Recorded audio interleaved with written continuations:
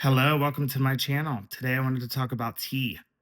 There are all kinds of teas in the world. There are black teas, green teas, herbal teas. There are also things like oolong teas, red rooibos teas. That's one of my favorites. That's an African red bush tea. So there are so many teas in the world. And how do you know what to do with them? So I will tell you, each tea has a preferred steeping time, which means once you boil your water, you want to steep that tea for only a certain amount of time. You definitely don't want to oversteep it because it changes the taste and the quality of the tea.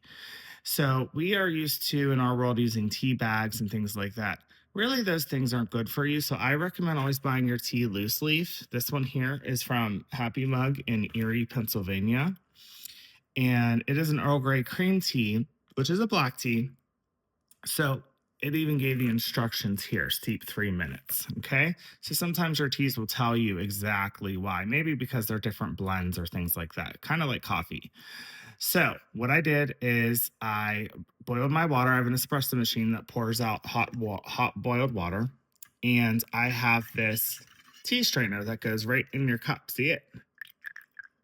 So we are right at about 3 minutes. And if you could look inside here, let me pull it closer. You can see these are all the different pieces of the loose tea. Now, if you look at it in the bag, I don't know if I could show you. Let me show you on the hand what loose leaf tea looks like. Some people don't know what loose leaf tea is. And they definitely package their tea, that's for sure. Okay, so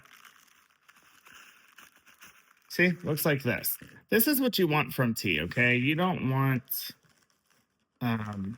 the ground up, over processed, hyper corporate kind of teas. So once you brew your tea, you pour it over there. And what you want to do is, take that, set it aside, make sure it's all, everything's it's dripped out and everything. And then you're ready for your beautiful cup of tea. I use a wildflower honey with Earl Grey, just a little bit, and then a tiny bit of um, cream or milk. So cheers. I hope this helped you with tea. It's a very easy thing to understand, but I think most people can't wrap their head around. So all you have to do, like I said, see, I put a little milk in there earlier and some honey, and I'm gonna enjoy my beautiful tea. Remember, you don't want to oversteep it. You just want to follow the directions on your package if it's a certain, a specific kind of tea.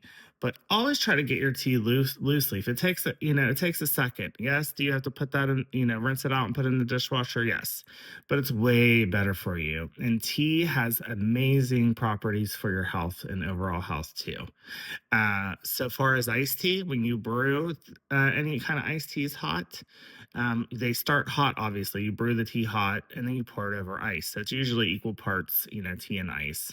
Some people mix lemonades with them. Some people will mix, just, artificial or uh, organic sweeteners or stevias. I always recommend going with the latter.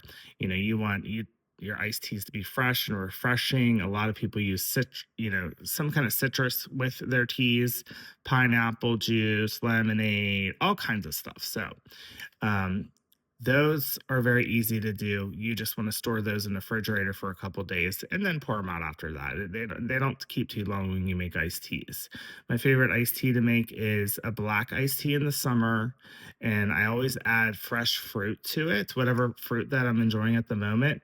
And then it's just a beautiful, delicious treat. So if you're in the mood for orange, put some oranges in it. All those flavors will envelop in your iced tea. And, so far as if you want to keep it sweetened or unsweetened, that's up to you guys. Thanks for coming by today. I hope you tea lovers loved it.